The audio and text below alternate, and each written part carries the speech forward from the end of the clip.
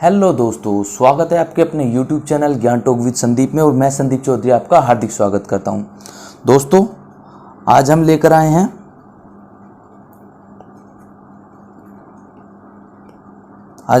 हैं ज्ञान डायरी का पार्ट नंबर 4। ठीक है, ये हमारा पार्ट नंबर 4 है, जिसमें आज हम करेंगे करंट अफेयर्स। ठीक है दोस्तों, इसमें आज हम करंट अफेयर्स को देखेंगे। तो चलिए दोस्तों शुरू करते हैं।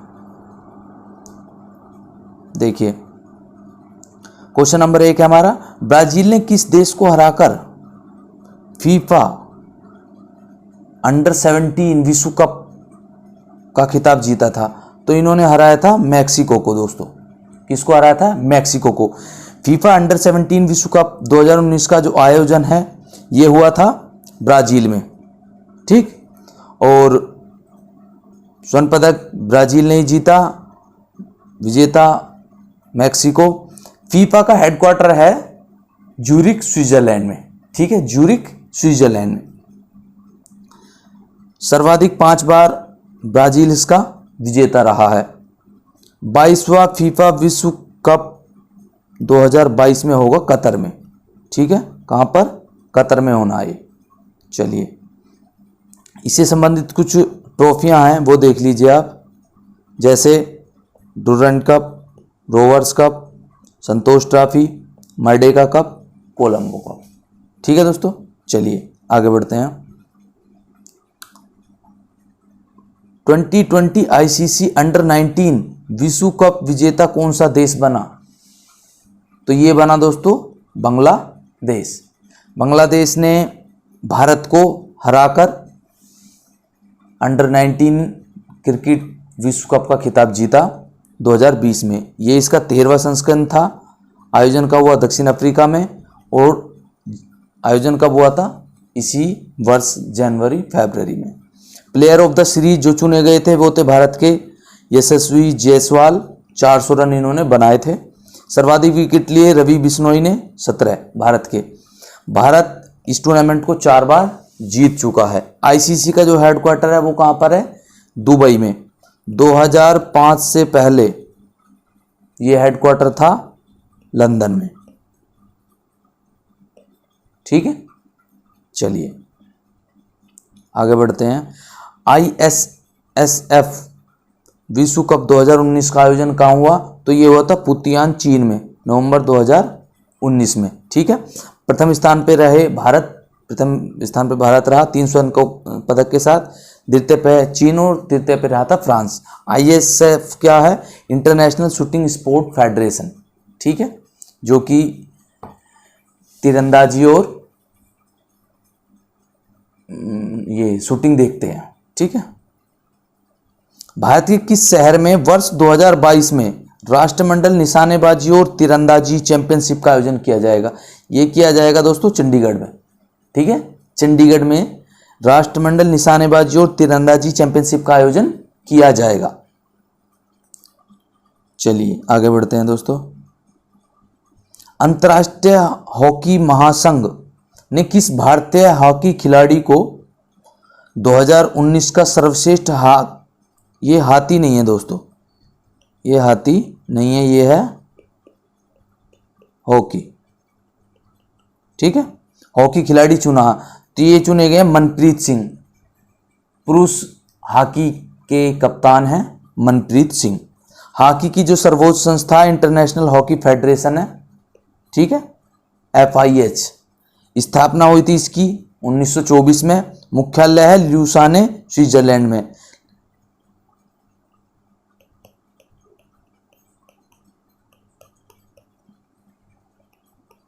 OIC ओलंपिक, जो इंटरनेशनल ओलंपिक कमेटी है, उसका भी हेडक्वार्टर लुसाने, स्विट्जरलैंड में है। हॉकी का पहला विश्व कप खेला गया था बार्सिलोना में, स्पेन में 1971 में। और भारत आज तक एक ही वर्ल्ड कप जीता है 1975 का। सर्वाधिक पाकिस्तान ने जीते हैं। ठीक है, इससे संबंधित कुछ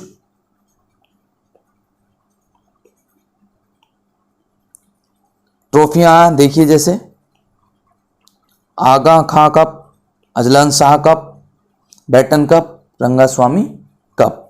अच्छा, भारत की महिला हॉकी टीम की जो कप्तान है इस समय रानी रामपाल, उन्हें इस साल 2 मोस्ट इंपोर्टेंट अवार्ड से नवाजा गया है। नंबर 1 है world games athlete of the year 2019, और ऐसा ये पुरस्कार प्राप्त करने वाली ये पहली महिला हॉकी खिलाड़ी हैं विश्व में।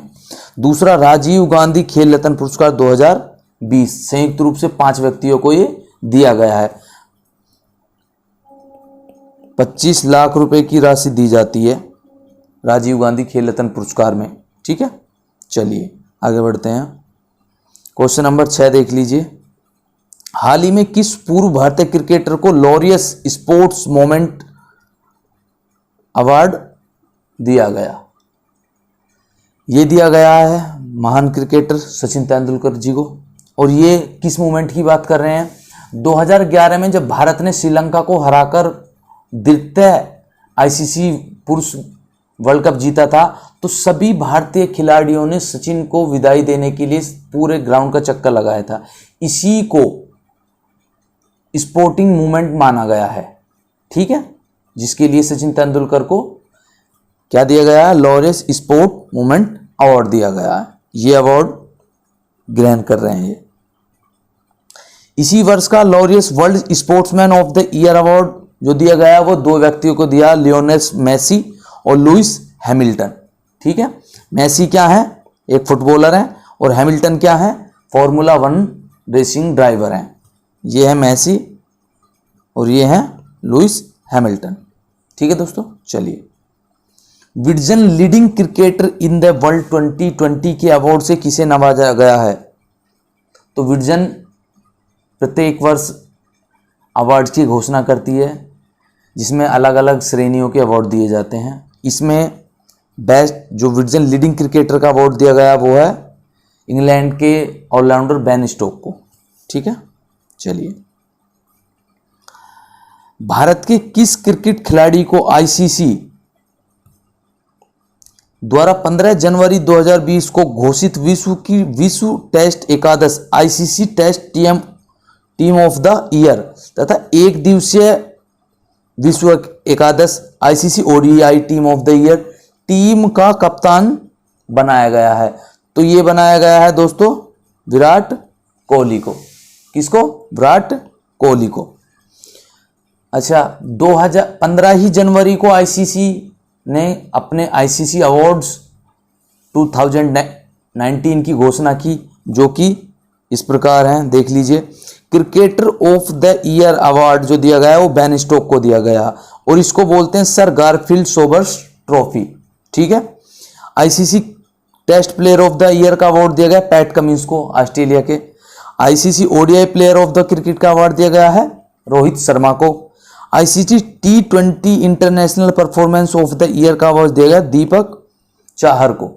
और सबसे अच्छा ICC spirit of the cricket award Virat Kohli को दिया गया। ठीक है, चलिए आगे बढ़ते हैं।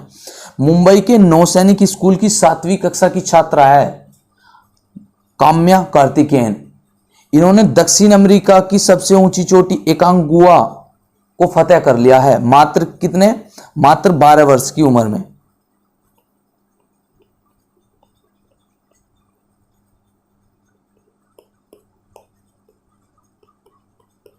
जो एकांगुआ की हाइट है वो ये है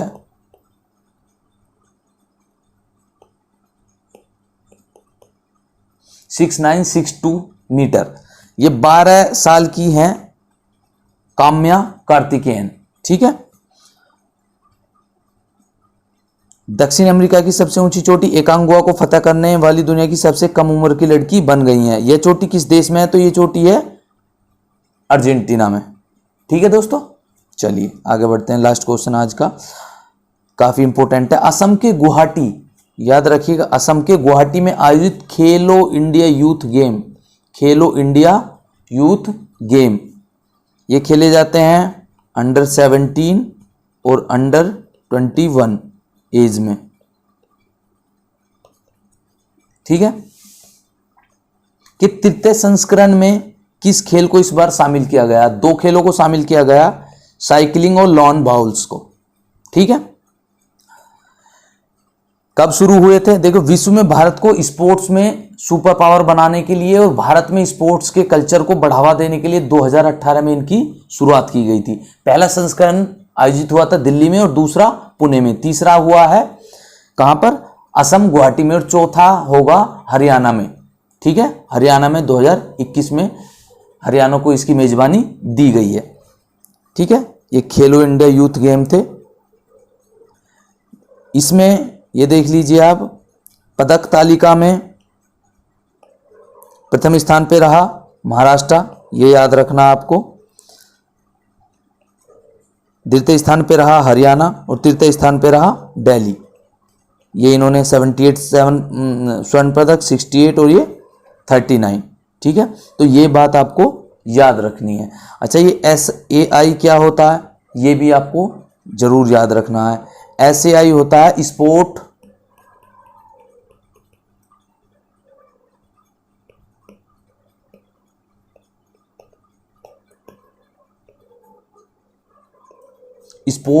अथॉरिटी ऑफ इंडिया, जो भारत की एक नियामक संस्था है जो स्पोर्ट्स के संचालन को देखती है।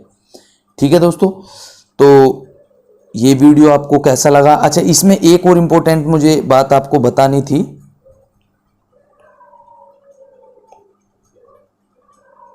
देखिए क्या है, अंडर 17 और अंडर 21 के लिए प्रतियोगिता होते खेलो इंडिया यूथ गेम। इसी साल से खेलो इंडिया यूनिवर्सिटी गेम स्टार्ट हुए हैं, जो कि हैं अंडर 25। ये भी क्यों चालू किए गए हैं, खेलों को बढ़ावा देने के लिए, स्पोर्ट कल्चर को बढ़ावा देने के लिए। ठीक है, जिसका पहला संस्करण कहाँ, भुवनेश्वर उड़ीसा में आयोजित हुआ। उसके कुछ मैच कटक में भी हुए हैं। अच्छा, इससे एक और बात आप याद रख लीजिए, इन खेलों में, खेलो इंडिया यूथ गेम में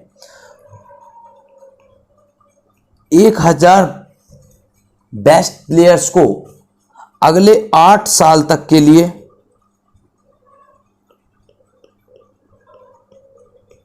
5 लाख रुपए दिए जाते हैं। ये इंपॉर्टेंट है, 5 लाख रुपए प्रति वर्ष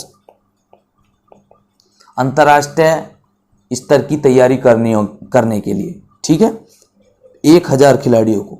ठीक है, तो ये था आज का वीडियो। ये वीडियो आपको कैसा लगा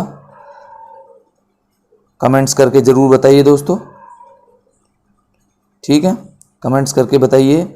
और अगर आप इस वीडियो की PDF प्राप्त करना चाहते हैं तो आप मेरे टेलीग्राम चैनल ज्ञान टॉक विद संदीप को सर्च कीजिए और वहाँ से आप इसकी इसकी PDF प्राप्त कर सकते हैं। चलते हुए आपके लिए एक थॉट लेकर आया हूँ मैं, जो स्पेशली स्टूडेंट्स के लिए है।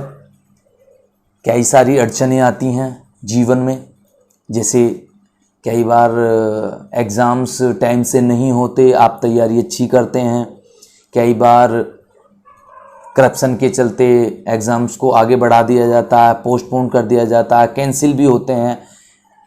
मेरे साथ ये हुआ है, पहली बार आपने एग्ज़ाम दिया, आपका अच्छा गया, एग्ज़ाम लीक होने की वजह से कैंसिल हो गया, दोबारा दिया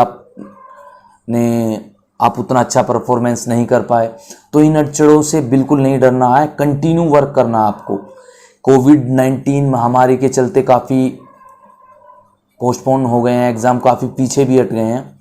ठीक है, लेकिन अब कंटिन्यूटी आ जाएगी, तो आप दृढ़ विश्वास के साथ लगे रहिए, ना कभी भागें और ना ही कभी रुकें, बस हमेशा चलते रहें। यही एक विद्यार्थी की सफलता का मूल मंत्र है। ठीक है, तो यही एक विद्यार्थी की सफलता का मूल मंत्र है कि भागना नहीं है, रुकना नहीं है, कंटिन्यूटी बनाए रखनी है, चलते रहना है मार्ग पर, आपको सफलता जरूर मिलेगी।